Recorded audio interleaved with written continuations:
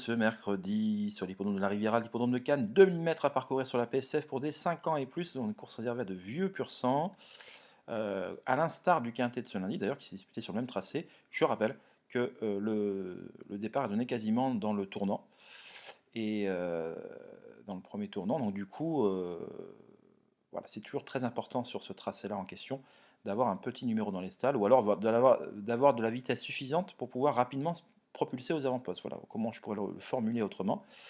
Autrement dit, les attentistes qui ont hérité d'un numéro en dehors risquent de à nouveau, et comme le quintet de ce lundi, de se retrouver trop loin et n'auront pas le temps de revenir jouer les premiers rôles. Même si d'une course à l'autre, tout va dépendre ensuite du rythme qu'il y aura à l'épreuve, et de la façon dont il y aura le rythme, eh bien en découlera forcément l'arrivée, puisque plus une course est sélective et plus normalement les attentistes ont de chances de revenir dans la garde, plus une course va lentement en tête et plus les attentistes ont du mal à revenir de l'arrière-garde. Voilà pour résumer.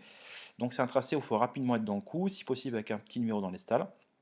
Alors, quel sera le favori de ce quintet? Eh bien, je pense que ce sera un favori timide.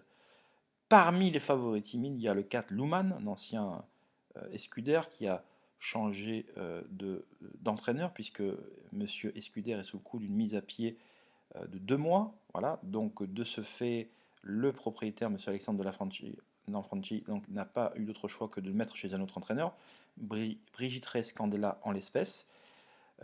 D'ailleurs, Brigitte Reyes-Candela a scellé le premier gagnant de l'année en plat à Cagnes, puisque le premier gagnant du quintet avec voilà, celle qui a remporté le quintet du meeting cagnois, c'est ce que je voulais dire, avec Make a Wish ce lundi.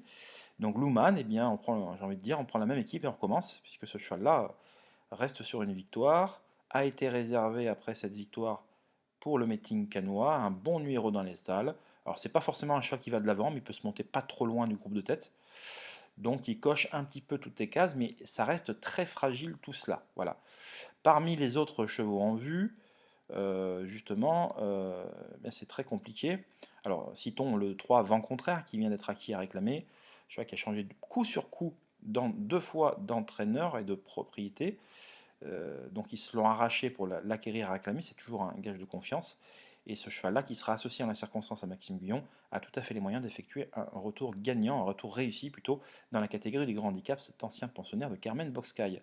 Mais une course vraiment avec un favori certainement à 7 contre 1, voire 8 contre 1, je le pense. Un favori timide, et j'ai des informations qui sortent complètement de l'ordinaire. Un entraîneur qui ne m'a pas caché sa confiance avec son représentant. Vraiment, vraiment, vraiment, il y aura des cotes, donc n'hésitez surtout pas à venir retrouver cette information exclusive sur mon site www.caparros.fr. Tous les liens sont sous la vidéo. Vous pouvez souscrire de manière hebdomadaire, mensuelle, et regarder, lire, écouter ce contenu totalement exclusif que vous ne trouvez nulle part ailleurs. Et donc, grosse info ce mercredi dans le Quintet, n'hésitez pas à venir tester pendant une semaine, pendant un mois. Je vous souhaite un excellent mercredi et on se dit à très vite. Bye bye.